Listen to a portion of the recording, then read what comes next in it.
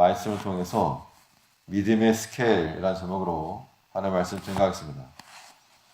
사람에 따라서 어떤 일을 할 때 남기지 않고 딱 그만큼 하는 사람이 있고 좀 더 여유 있게 하는 사람이 있습니다. 작은 것을 세느라고 큰 것을 놓치는 사람이 있고 또 큰 것을 세기 위해서 작은 것을 일부러 버리는 사람도 있습니다. 분명한 것은 사람의 스케일, 그 규모에 따라 하는 일과 또 되어지는 일에는 차이가 있다는 겁니다. 우리 모두 믿음으로 사는 사람들입니다. 그러면 딱 그만큼의 믿음을 가진 사람이 될 것인가? 아니면 여유 있는 믿음을 소유할 것인가? 우리 믿음의 규모를 살펴봐야 한다는 겁니다. 그러면 하나님의 일하시는 규모는 어떠하며 우리의 믿음은 어떠한 그런 스케일이 되어야 되겠는가?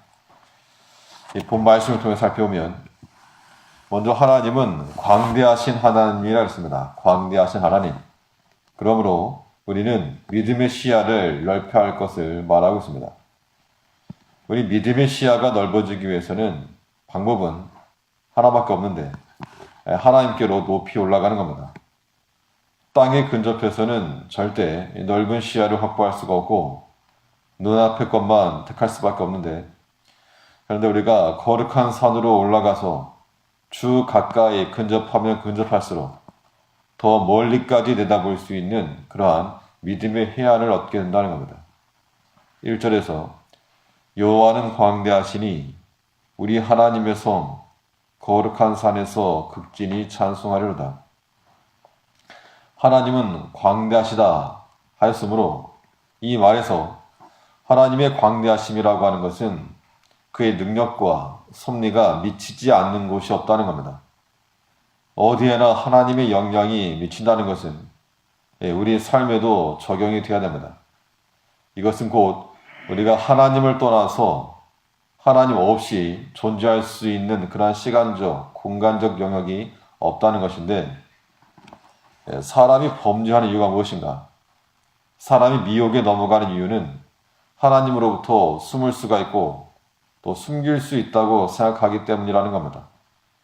그러나 광대하신 하나님께 발각되지 못할 일이 없으므로 우리가 이 좁은 의미로 인본주의적 관점에서 생각할 것이 아니라 광대하신 그런 하나님의 스케일에 맞춰 광대한 믿음으로 행해야 한다는 겁니다.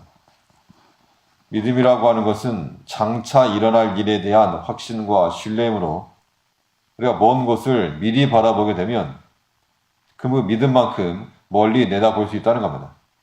그러기 위해서 우리가 거룩한 산으로 높이 올라가는 것, 이것이 우리 인생의 답이 되는 겁니다. 구별되고 또 거룩한 자리에서 바라볼 때 그 믿음의 시야가 탁 트이는 겁니다.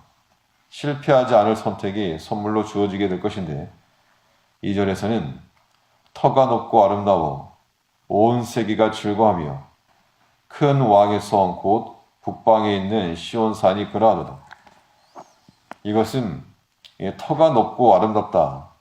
터가 높다는 것은 예루살렘을 가리키는 건데 해발 800m 위치한 예루살렘 성을 나타내는 것이고 그 약속의 성을 통하여 온 세계가 즐거워할 복음을 주신다는 겁니다. 하나님의 일하시는 그 규모가 전 세계를 향한 것이 있다. 말 그대로 광대하신 하나님이므로 이런 하나님을 섬길 때 우리가 우리 밥그릇만을 채우기 위해서 딱 그만큼 그것만을 생각하는 것이 아니라 우리가 좀 더 넓히고 마음을 넓히고 또 거룩한 성으로 올라감으로 인해서 믿음의 시야를 더 확대하고 넓혀야 한다는 겁니다. 분명 시편에서는 예루살렘의 회복에 대해서 이스라엘의 회복에 대해서 말하고 있습니다. 얼마 전에 트럼프 대통령이 예루살렘을 이스라엘의 수도로 인정한 것으로 인해서 많은 서방 국가들이나 많은 반대도 있고 그러하지만 성경적 관점에서 보게 되면 구속사적 관점에서 보면 시편 122편에 그렇고 예루살렘의 회복과 또 화평을 우리가 구해야 됩니다. 예루살렘을 사랑하는 자는 형통하리라고 하였는데 하나님의 그런 시간들이 점점 다가오고 있음을 우리는 아는 겁니다.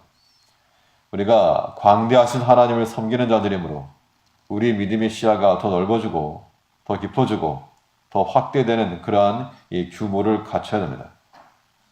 또 하나님은 어떠한 하나님이신가? 또 우리는 어떤 믿음의 규모를 가져야 되겠는가? 하나님은 피난처가 되시는 하나님이라 그랬습니다.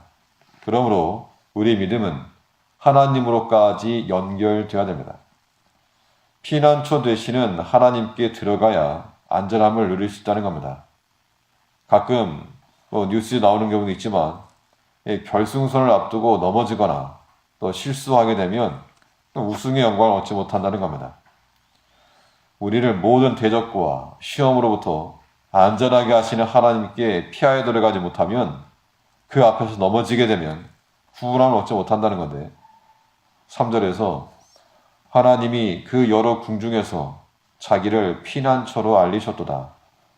피난처로 알리셨으므로 주께 피하여 들어가는 자들은 다 구원함을 얻을 것이다 라는 그런 의미가 되고, 이 피난처로 알리셨다는 말은 이 높은 탑으로 알리셨다라고 하는 그런 문맥상 의미를 갖습니다. 높은 탑, 이것은 마치 그 누구의 손도 닿지 않는 높은 탑같이 하나님께서는 자신의 백성들이 당하는 대적의 공격에 피해를 입지 않도록 보호를 해주신다는 겁니다. 그러므로 우리가 하나님께 피하여 들어간다고 할 때에는 대적의 손이 닿지 않는 곳까지 올라가야 됩니다. 마치 머리만 땅에 숙이고 숨었다고 생각하는 그런 것 같이, 그렇게 생각하면 손쉽게 잡히고 말 겁니다. 믿음으로 뛰어오르고 점핑을 하고, 그래서 세상의 논리와 사상과 그런 문화가 우리 영혼을 붙잡지 못하게 해야 한다는 겁니다. 하다못해 자기 자신의 그러한 연약함이라든가 자기 자신의 외적, 내적 그 어떤 것이라도 우리가 하나님께로 올라가는 것을 가로막지 못하도록 그런 것들을 회개하고 또 돌이키고 모든 더 나은 모습을 위해서 수고하는 것이 마땅합니다. 신령한 세계에서는 거기에서만 주어지는 그런 은혜와 기쁨이 있다는 겁니다. 우리 믿음의 규모를 높고 크게 하여 세상이 범접할 수 없는 수준으로까지 끌어올리는 것이 마땅합니다. 하나님께서는 자기를 피난처로 알리셨다 그랬습니다. 그 높은 탑까지 올라가 그 누구도 방해하지 않고 또 방해받지도 않고 하나님 안에서 안전함과 또 평안함과 담대함을 얻을 때까지 주를 향하여 올라가는 작업이 필요하다는 겁니다. 어디까지 보느냐가 그 사람의 믿음의 규모요 스케일인데, 하나님께 가까이 갈수록 그 거룩한 곳으로 올라가면 올라갈수록 우리 믿음의 시야가 넓어질수록 우리가 더 멀리 더 광대하신 하나님을 섬길 수 있다는 겁니다.